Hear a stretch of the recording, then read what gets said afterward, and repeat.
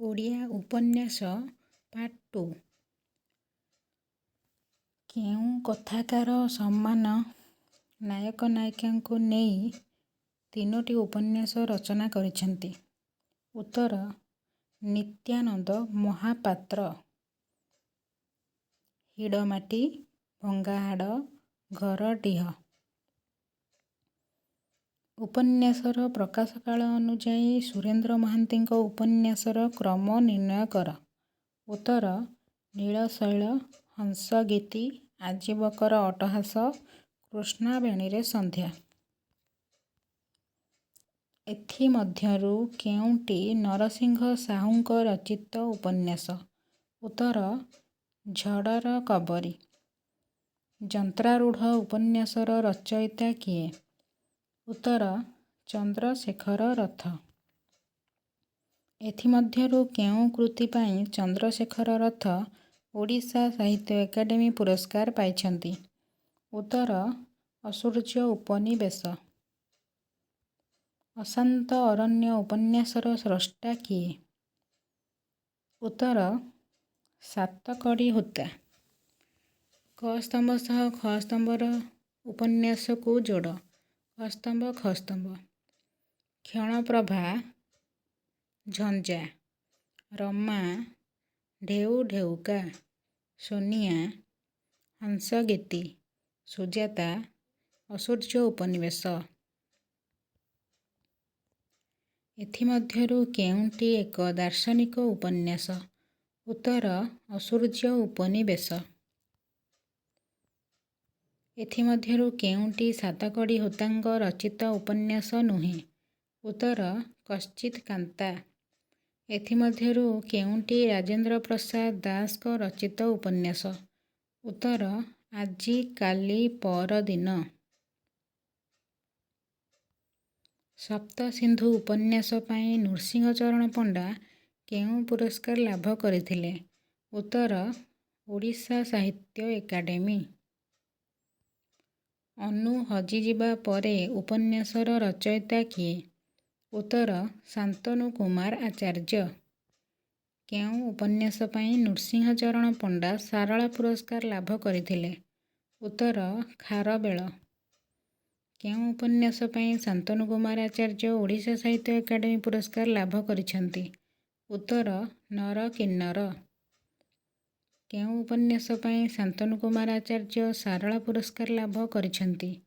ଉତ୍ତର ଶକୁନ୍ତଳା। କ ସ୍ତମ୍ଭ ସହ ଖ ସ୍ତମ୍ଭର ମିଳନରେ ଶାନ୍ତନୁ କୁମାର ଆଚାର୍ଯ୍ୟଙ୍କ ଉପନ୍ୟାସର ଚରିତ୍ରଗୁଡ଼ିକୁ ସମ୍ପୃକ୍ତ ଉପନ୍ୟାସ ସହିତ ମିଳାଅ। କ ସ୍ତମ୍ଭ ଖ ସ୍ତମ୍ଭ।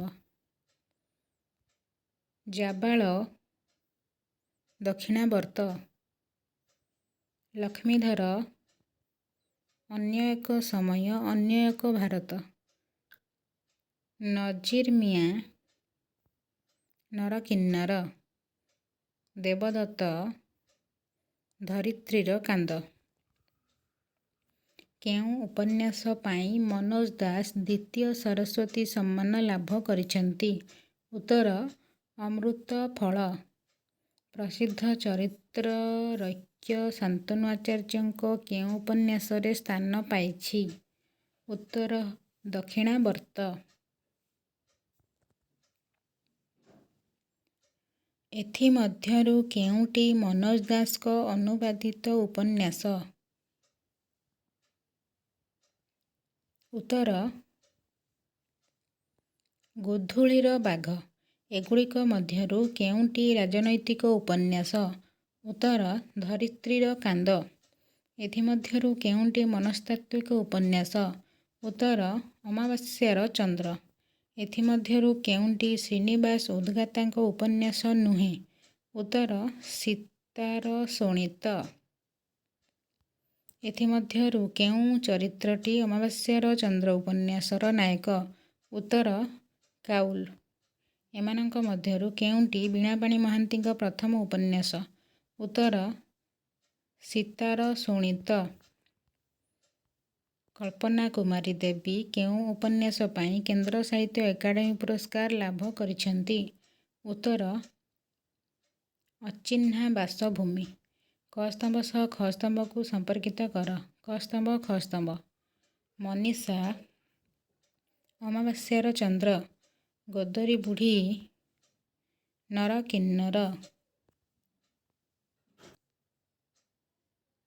ମାୟା ଅମଡ଼ା ବାଟ। ଶରଦେଇ ନୀଳ ଶୈଳ। ଏଇ ମନ ବୃନ୍ଦାବନ ଉପନ୍ୟାସର ସ୍ରଷ୍ଟା କିଏ? ଉତ୍ତର ବିଭୂତି ପଟ୍ଟନାୟକ। ଏଥିମଧ୍ୟରୁ କେଉଁଟି ବିଭୂତି ପଟ୍ଟନାୟକ ଉପନ୍ୟାସ ନୁହେଁ? ଉତ୍ତର ଅଫେରା ନଦୀ। ଏଥିମଧ୍ୟରୁ କେଉଁଟି ଅକ୍ଷୟ ମହାନ୍ତିଙ୍କ ରଚିତ ଆତ୍ମଜୀବନୀମୂଳକ ଉପନ୍ୟାସ?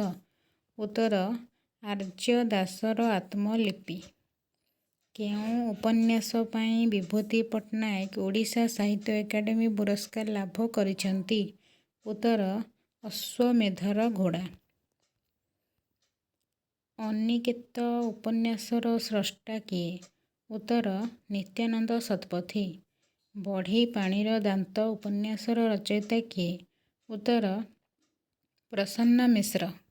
ଗଣେଶ୍ୱର ମିଶ୍ରଙ୍କ ରଚିତ ନିମ୍ନୋକ୍ତ ଉପନ୍ୟାସ ଭିତରୁ କେଉଁଟି ଏକ ନୃତାତ୍ତ୍ୱିକ ଉପନ୍ୟାସ? ଉତ୍ତର ସାମୁଦ୍ରିକ। ଏଥିମଧ୍ୟରୁ କେଉଁଟି ପ୍ରସନ୍ନ ମିଶ୍ରଙ୍କ ରଚିତ ଉପନ୍ୟାସ? ଉତ୍ତର ଅସୁର। ସାୟନାରା ଉପନ୍ୟାସର ଲେଖକ କିଏ?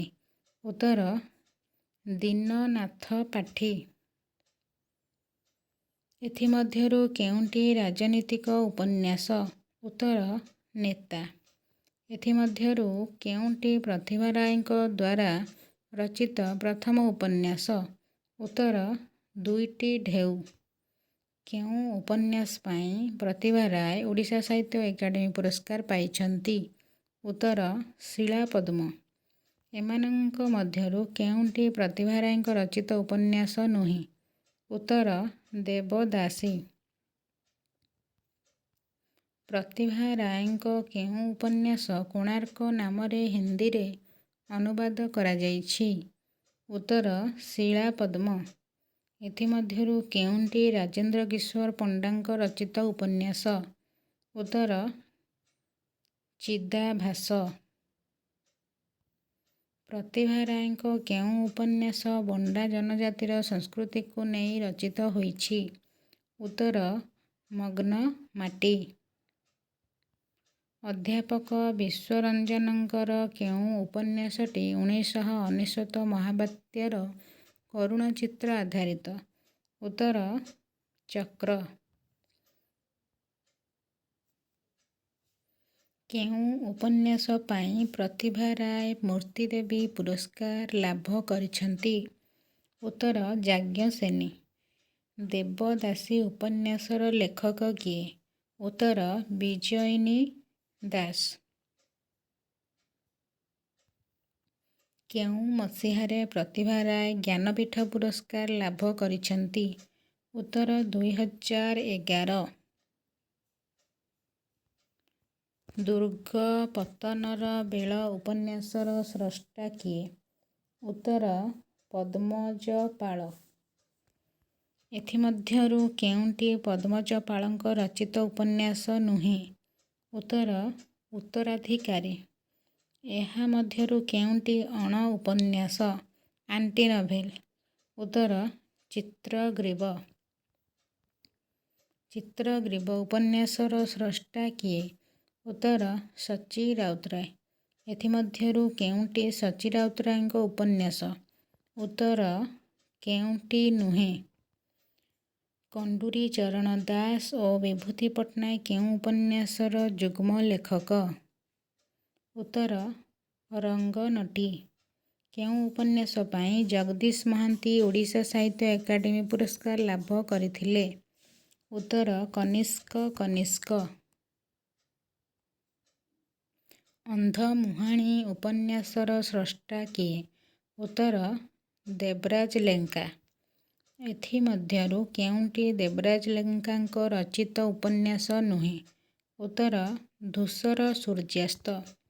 କେଉଁ ଉପନ୍ୟାସ ପାଇଁ ରାମଚନ୍ଦ୍ର ବେହେରା ଓଡ଼ିଶା ସାହିତ୍ୟ ଏକାଡେମୀ ପୁରସ୍କାର ପାଇଛନ୍ତି?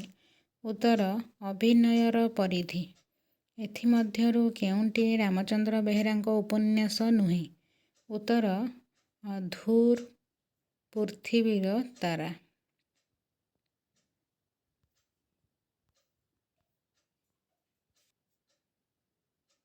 ହରିଣ ପିଠିରେ ଅଜଣା ସୂର୍ଯ୍ୟାସ୍ତ ଉପନ୍ୟାସର ସ୍ରଷ୍ଟା କିଏ? ଉତ୍ତର ହୃଷିକେଶ ପଣ୍ଡା। ଏଥିମଧ୍ୟରୁ କେଉଁ ଯୋଡ଼ିଟି ଭୁଲ ନିରୂପଣ କର? ଉତ୍ତର ଅମାବାସ୍ୟାର ଚନ୍ଦ୍ର ଐତିହାସିକ ଉପନ୍ୟାସ। ପ୍ରାଚୀପ୍ରଭା ଓ ଚନ୍ଦ୍ରଭାଗା କେଉଁ ଉପନ୍ୟାସର ଚରିତ୍ର? ଉତ୍ତର ଶିଳାପଦ୍ମ। ପ୍ରକାଶକାଳ ଅନୁଯାୟୀ ଉପନ୍ୟାସଗୁଡ଼ିକୁ କ୍ରମାନ୍ୱୟରେ ସଜାଅ। ଉତ୍ତର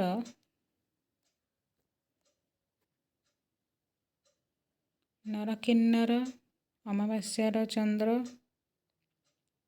ଅସୂର୍ଯ୍ୟ ଉପନିବେଶ, ଅଚିହ୍ନା ବାସଭୂମି। କ ସ୍ତମ୍ଭ ସହ ଖ ସ୍ତମ୍ଭର ମିଳନ ସଠିକ୍ ଉତ୍ତର ନିରୂପଣ କର। କ ସ୍ତମ୍ଭ ଖ ସ୍ତମ୍ଭ। ଅମୃତ ଫଳ ସରସ୍ୱତୀ ସମ୍ମାନ, ଯାଜ୍ଞସେନୀ ମୂର୍ତ୍ତିଦେବୀ ସମ୍ମାନ, ନୀଳଶୈଳ କେନ୍ଦ୍ର ସାହିତ୍ୟ ଏକାଡେମୀ ପୁରସ୍କାର, ଅଶ୍ୱମେଧର ଘୋଡ଼ା ଓଡ଼ିଶା ସାହିତ୍ୟ ଏକାଡେମୀ ପୁରସ୍କାର। କ ସ୍ତମ୍ଭ ସହିତ ଖ ସ୍ତମ୍ଭକୁ ସମ୍ପର୍କିତ କର। କ ସ୍ତମ୍ଭ ଖ ସ୍ତମ୍ଭ। ରାଜନୀତିକ ପ୍ରତିଭା, ଐତିହାସିକ ନୀଳାଦ୍ରି ବିଜୟ, ସାମାଜିକ ଅମଡ଼ା ବାଟ, ମନସ୍ତାତ୍ତ୍ୱିକ ଅମାବାସ୍ୟାର ଚନ୍ଦ୍ର। କ ସ୍ତମ୍ଭ ସହ ଖ ସ୍ତମ୍ଭକୁ ସମ୍ପର୍କିତ କର। କ ସ୍ତମ୍ଭ ଖ ସ୍ତମ୍ଭ। ସାମୁଦ୍ରିକ ନୃତାତ୍ତ୍ୱିକ ଅମ୍ବା ପୌରାଣିକ, ଚନ୍ଦ୍ରର ମୃତ୍ୟୁ ବୈଜ୍ଞାନିକ, ସୁନେଲି ପ୍ରଜାପତି ରହସ୍ୟଧର୍ମୀ। କ ସ୍ତମ୍ଭ ସହ ଖ ସ୍ତମ୍ଭକୁ ସମ୍ପର୍କିତ କର। କ ସ୍ତମ୍ଭ ଖ ସ୍ତମ୍ଭ। ଶତାବ୍ଦୀର ସୂର୍ଯ୍ୟ ଚରିତୋପନ୍ୟାସ, କନକଲତା ସମାଜ ସଂସ୍କାରମୂଳକ ଉପନ୍ୟାସ, ମଗ୍ନମାଟି ଆଦିବାସୀ ଜନଜୀବନଭିତ୍ତିକ ଉପନ୍ୟାସ, ଲଜ୍ଜା ଅନୂଦିତ ଉପନ୍ୟାସ। କ ସ୍ତମ୍ଭ ସହ ଖ ସ୍ତମ୍ଭକୁ ସମ୍ପର୍କିତ କର। କ ସ୍ତମ୍ଭ ଖ ସ୍ତମ୍ଭ। ପଦ୍ମମାଳୀ 1888, ବିବାସିନୀ 1891, ଭୀମା ଭୂୟାଁ 1908, ପ୍ରାୟଶ୍ଚିତ୍ତ 1915। କ ସ୍ତମ୍ଭ ସହ ଖ ସ୍ତମ୍ଭକୁ ସମ୍ପର୍କିତ କର। କ ସ୍ତମ୍ଭ ଖ ସ୍ତମ୍ଭ। ଧରିତ୍ରୀ ଅମୂଲ୍ୟ କୁମାରୀ ପଟ୍ଟନାୟକ, ଧରିତ୍ରୀର କାନ୍ଦ ଶାନ୍ତନୁ ଆଚାର୍ଯ୍ୟ, ଗାରେ କଜ୍ଜଳ ଧାରେ ଲୁହ ବିଭୂତି ପଟ୍ଟନାୟକ, ଗାରେ କୁଙ୍କୁମ ଧାରେ ହସ ପ୍ରସନ୍ନ କୁମାର ମହାପାତ୍ର। କ ସ୍ତମ୍ଭ ସହ ଖ ସ୍ତମ୍ଭର ମେଳ କରାଅ। କ ସ୍ତମ୍ଭ ଖ ସ୍ତମ୍ଭ। ପ୍ରାଚୀ ପ୍ରତୀଚୀ ସୁସ୍ମିତା ବାଗ୍ଚୀ, ଚରୁ ଜୀବର ଚର୍ଚ୍ଚା ପ୍ରଦୀପ ଦାସ,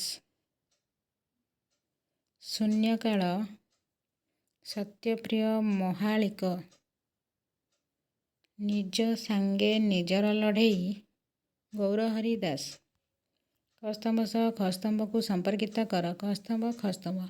ଚନ୍ଦ୍ରଶେଖର ରଥ ଯନ୍ତ୍ରାରୂଢ଼, ସାତକଡ଼ି ହୋତା ଜନନୀ ଜନ୍ମଭୂମି, ନୃସିଂହଚରଣ ପଣ୍ଡା ଖାରବେଳ, ଗାୟତ୍ରୀ ବସୁ ମଲ୍ଲିକ କାବେରୀ। ଓଡ଼ିଆ ସାହିତ୍ୟରେ ପ୍ରଥମ ଉପନ୍ୟାସ କିଏ ରଚନା କରିଥିଲେ? ଉତ୍ତର ଉମେଶ ଚନ୍ଦ୍ର ସରକାର। ଅନାଥିନୀ ଉପନ୍ୟାସର ସ୍ରଷ୍ଟା କିଏ? ଉତ୍ତର ଶ୍ରୀ ଛଦ୍ମନାମୀ ଲେଖକ। ସୌଦାମିନୀ ଉପନ୍ୟାସର ଲେଖକ କିଏ? ଉତ୍ତର ରାମଶଙ୍କର ରାୟ। ପଦ୍ମମାଳୀ ଉପନ୍ୟାସର ସ୍ରଷ୍ଟା କିଏ? ଉତ୍ତର ଉମେଶ ଚନ୍ଦ୍ର ସରକାର। କେନ୍ଦୁଝର ବିଦ୍ରୋହ ଉପନ୍ୟାସର ଲେଖକ କିଏ? ଉତ୍ତର ଉଦାସୀ ଉମେଶ ଚନ୍ଦ୍ର ସରକାର। ଛଅମାଣ ଆଠଗୁଣ୍ଠ ଉପନ୍ୟାସ କେଉଁ ମସିହାରେ ରଚିତ ହୋଇଥିଲା? ଉତ୍ତର 1897 ମସିହା। ଶେଖ୍ ଦିଲଦାର ମିଆଁ ଫକୀରମୋହନଙ୍କ କେଉଁ ଉପନ୍ୟାସର ଚରିତ୍ର? ଉତ୍ତର ଛଅମାଣ ଆଠଗୁଣ୍ଠ। ଫକୀରମୋହନଙ୍କର କେଉଁ ଉପନ୍ୟାସ ଏକ ଐତିହାସିକ ଉପନ୍ୟାସର ମର୍ଯ୍ୟାଦା ପାଇଛି? ଉତ୍ତର ଲଛମା। ଫକୀରମୋହନଙ୍କ ରଚିତ ଅନ୍ତିମ ଉପନ୍ୟାସର ନାମ କ'ଣ? ଉତ୍ତର ପ୍ରାୟଶ୍ଚିତ୍ତ। ବୈରୀଗଞ୍ଜନ ମାନ୍ଧାତା ଫକୀରମୋହନଙ୍କ କେଉଁ ଉପନ୍ୟାସର ଚରିତ୍ର? ଉତ୍ତର ଲଛମା। ଭୀମା ଭୂୟାଁ ଉପନ୍ୟାସର ଲେଖକ କିଏ? ଉତ୍ତର ଗୋପାଳ ବଲ୍ଲଭ ଦାସ। ଲଛମା ଉପନ୍ୟାସ କେଉଁ ପତ୍ରିକାରେ ପ୍ରକାଶ ପାଇଥିଲା? ଉତ୍ତର ଉତ୍କଳ ସାହିତ୍ୟ। ଶନିସପ୍ତା ଯୁଗଳମଠ ଉପନ୍ୟାସର ସ୍ରଷ୍ଟା କିଏ? ଉତ୍ତର ଚିନ୍ତାମଣି ମହାନ୍ତି। ନନ୍ଦକିଶୋର ବଳଙ୍କ ରଚିତ ଉପନ୍ୟାସର ନାମ କ'ଣ? ଉତ୍ତର କନକଲତା। 1817 ଘଟାନ୍ତର ଉପନ୍ୟାସର ସ୍ରଷ୍ଟା କିଏ? ଉତ୍ତର ଗୋଦାବରୀଶ ମିଶ୍ର। କଣା ମାମୁଁ ଉପନ୍ୟାସର ଲେଖକ କିଏ? ଉତ୍ତର ଲକ୍ଷ୍ମୀକାନ୍ତ ମହାପାତ୍ର। ଟାଉଟର ଅବ୍ୟାପାର ଉପନ୍ୟାସର ସ୍ରଷ୍ଟା କିଏ? ଉତ୍ତର ହରେକୃଷ୍ଣ ମହତାବ। କାଳୀବୋହୂ ଭ୍ରାନ୍ତି ଉପନ୍ୟାସର ସ୍ରଷ୍ଟା କିଏ? ଉତ୍ତର କୁନ୍ତଳା କୁମାରୀ ସାବତ। ଅଭାଗିନୀ ଉପନ୍ୟାସର ଲେଖକ କିଏ? ଉତ୍ତର ଗୋଦାବରୀଶ ମିଶ୍ର। ରୂପାଚୂଡ଼ି ଉପନ୍ୟାସ କାହାର ରଚନା? ଉତ୍ତର ଚିନ୍ତାମଣି ମହାନ୍ତି। ପ୍ରତିଭା ଉପନ୍ୟାସ କିଏ ଲେଖିଥିଲେ? ଉତ୍ତର ହରେକୃଷ୍ଣ ମହତାବ। ଅଦେଖା ହାତ ତୁଣ୍ଡବାଇଦ ଉପନ୍ୟାସର ଲେଖକ କିଏ? ଉତ୍ତର କାହ୍ନୁଚରଣ ମହାନ୍ତି। କେଉଁ ଉପନ୍ୟାସ ପାଇଁ କାହ୍ନୁଚରଣ ମହାନ୍ତି କେନ୍ଦ୍ର ସାହିତ୍ୟ ଏକାଡେମୀ ପୁରସ୍କାର ପାଇଥିଲେ? ଉତ୍ତର କା। ଢେଉ ଢେଉକା ଅଭିନେତ୍ରୀ ଉପନ୍ୟାସର ଲେଖକ କିଏ? ଉତ୍ତର କାହ୍ନୁଚରଣ ମହାନ୍ତି। ବୋଉ ଉପନ୍ୟାସର ଲେଖକ କିଏ? ଉତ୍ତର କମଳାକାନ୍ତ ଦାସ। ତମସା ତୀରେ ଉପନ୍ୟାସର ସ୍ରଷ୍ଟା କିଏ? ଉତ୍ତର କାହ୍ନୁଚରଣ ମହାନ୍ତି। ଅପହଞ୍ଚ ରାହୁର ଛାୟା ଉପନ୍ୟାସର ଲେଖକ କିଏ? ଉତ୍ତର ଗୋପୀନାଥ ମହାନ୍ତି। ମାଟିମଟାଳ ଉପନ୍ୟାସ ପାଇଁ ଗୋପୀନାଥ ମହାନ୍ତି କେଉଁ ମସିହାରେ ଜ୍ଞାନପୀଠ ପୁରସ୍କାର ପାଇଥିଲେ? ଉତ୍ତର 1973। ହରିଜନ ଶିବ ଭାଇ ଉପନ୍ୟାସର ସ୍ରଷ୍ଟା କିଏ? ଉତ୍ତର ଗୋପୀନାଥ ମହାନ୍ତି। କେଉଁ ଉପନ୍ୟାସ ପାଇଁ ଗୋପୀନାଥ ମହାନ୍ତି କେନ୍ଦ୍ର ସାହିତ୍ୟ ଏକାଡେମୀ ପୁରସ୍କାର ଲାଭ କରିଛନ୍ତି? ଉତ୍ତର ଅମୃତର ସନ୍ତାନ। ସରସୁପଦର ଗାଁର କଥା ଗୋପୀନାଥଙ୍କ କେଉଁ ଉପନ୍ୟାସରେ ବର୍ଣ୍ଣିତ ହୋଇଛି? ଉତ୍ତର ପରଜା। ସଚୀ ରାଉତରାୟଙ୍କ ଦ୍ୱାରା ରଚିତ ଏକମାତ୍ର ଉପନ୍ୟାସର ନାମ କ'ଣ? ଉତ୍ତର ଚିତ୍ରଗ୍ରୀବ। ଆଣ୍ଟି-ନଭେଲର ସଂଜ୍ଞା ଓ ସ୍ୱରୂପ ଦୃଷ୍ଟିରୁ କେଉଁଟି ପ୍ରଥମ ଓଡ଼ିଆ ଆଣ୍ଟି-ନଭେଲ ବା ଅଣ-ଉପନ୍ୟାସ? ଉତ୍ତର ଚିତ୍ରଗ୍ରୀବ। ଲାଲଘୋଡ଼ା ଉତ୍ତରକ୍ରାନ୍ତି ଉପନ୍ୟାସର ସ୍ରଷ୍ଟା କିଏ? ଉତ୍ତର ଜ୍ଞାନୀନ୍ଦ୍ର ବର୍ମା। ପ୍ରେମିକର ଡାଏରୀ ଚଲାବାଟ ଉପନ୍ୟାସର ସ୍ରଷ୍ଟା କିଏ? ଉତ୍ତର ରାଜକିଶୋର ପଟ୍ଟନାୟକ। ବାସନ୍ତୀ ଉପନ୍ୟାସର ଲେଖକ କିଏ? ଉତ୍ତର ସବୁଜ ଗୋଷ୍ଠୀର 9 ଜଣ ଲେଖକ। ହଂସଗୀତି ନେତି ନେତି ଉପନ୍ୟାସର ସ୍ରଷ୍ଟା କିଏ? ଉତ୍ତର ସୁରେନ୍ଦ୍ର ମହାନ୍ତି। କେଉଁ ଉପନ୍ୟାସ ପାଇଁ ସୁରେନ୍ଦ୍ର ମହାନ୍ତି କେନ୍ଦ୍ର ସାହିତ୍ୟ ଏକାଡେମୀ ପୁରସ୍କାର ପାଇଥିଲେ? ଉତ୍ତର ନୀଳଶୈଳ। କୃଷ୍ଣାବାଣୀରେ ସନ୍ଧ୍ୟା ସୁରେନ୍ଦ୍ରଙ୍କ କେଉଁ ଧରଣର ଉପନ୍ୟାସ? ଉତ୍ତର ଐତିହାସିକ ଉପନ୍ୟାସ।